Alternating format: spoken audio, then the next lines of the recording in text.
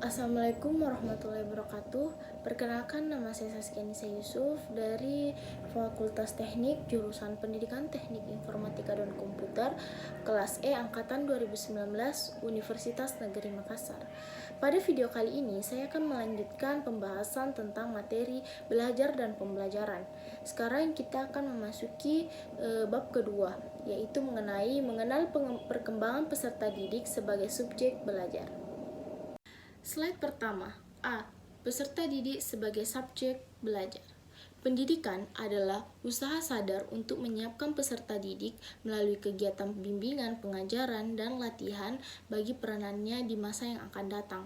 Selain itu, pendidikan nasional bertujuan mencerdaskan bangsa dan mengembangkan manusia Indonesia seutuhnya, yaitu manusia beriman dan bertakwa terhadap Tuhan Yang Maha Esa dan berbudi pekerti leluhur, memiliki pengetahuan dan keterampilan, kesehatan jasmani dan rohani, kepribadian yang mantap dan mandiri, serta rasa tanggung jawab, kemasyarakatan, dan kebangsaan.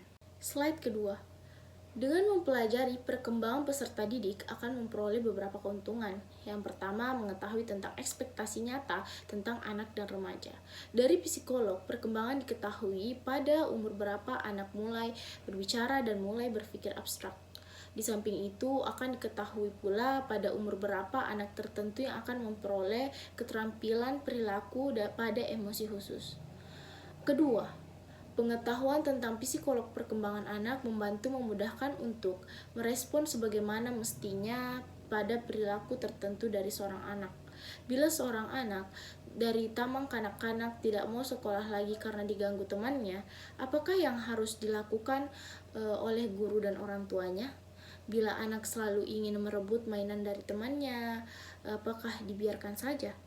Psikolog perkembangan akan membantu menjawab pertanyaan-pertanyaan itu dan akan membantu menjawab pertanyaan-pertanyaan itu dan menunjukkan sumber-sumber jawaban serta pola-pola anak mengenai pikiran, perasaan, dan perilakunya.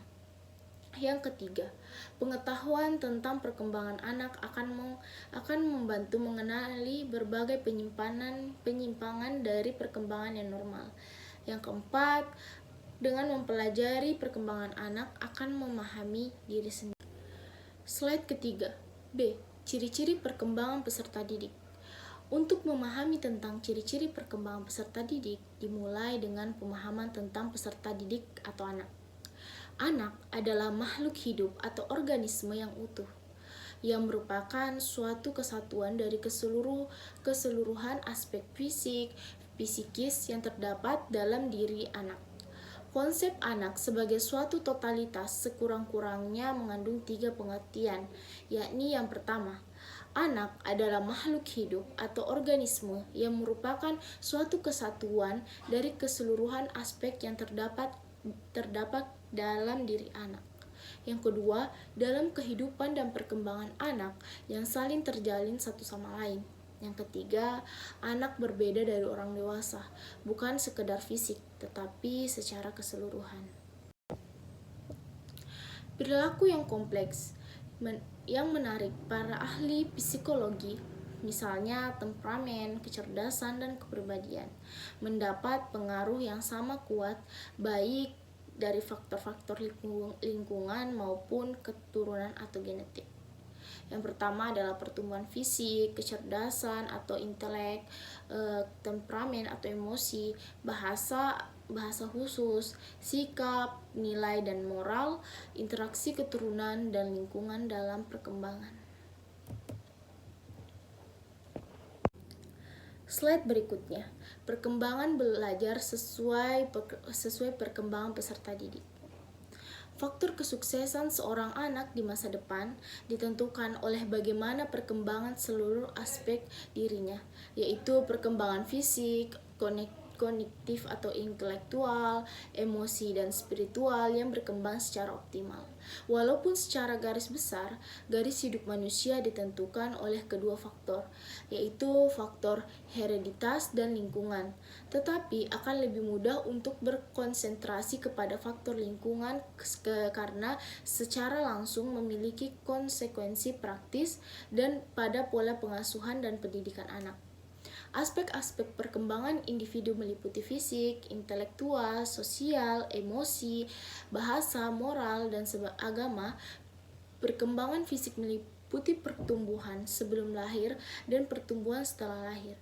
Intelektual atau kecerdasan atau daya pikir merupakan kemampuan untuk beradaptasi secara berhasil dengan situasi baru atau lingkungan pada umumnya.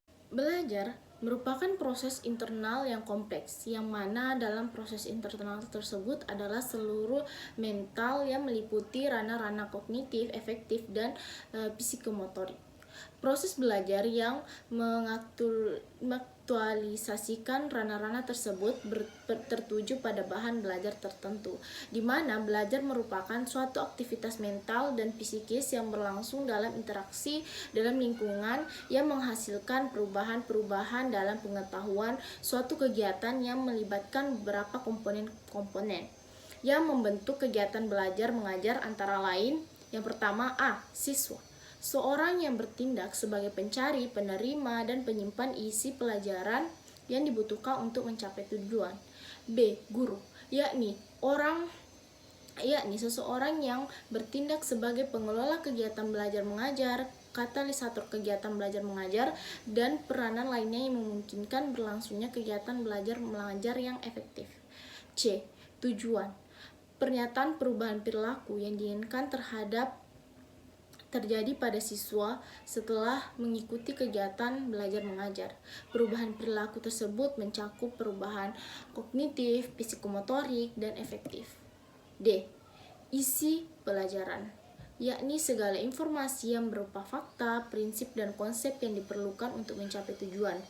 E. Metode, yakni cara yang teratur untuk memberikan kesempatan kepada siswa yang mendapatkan informasi dari orang lain, di mana informasi tersebut dibutuhkan mereka untuk mencapai tujuan.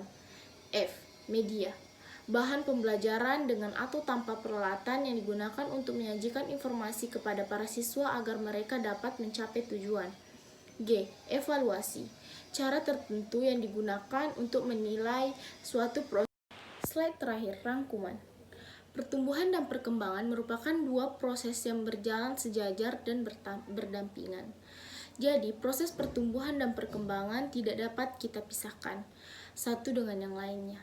Setiap makhluk hidup mengalami proses pertumbuhan dan perkembangan. Misalnya yang terjadi pada diri kita. Kalau dia mati, keadaan ketika bayi sangat berbeda dengan keadaan saat ini. Pertumbuhan adalah proses pertambahan ukuran yang tidak dapat kembali ke asal atau irreversible, yang meliputi pertambahan volume, pertambahan massa. Selain disebabkan pertambahan ukuran sel, pertumbuhan itu juga karena pertambahan jumlah sel. Contohnya bayi yang baru lahir, ukurannya 45 cm dengan berat lain-lain.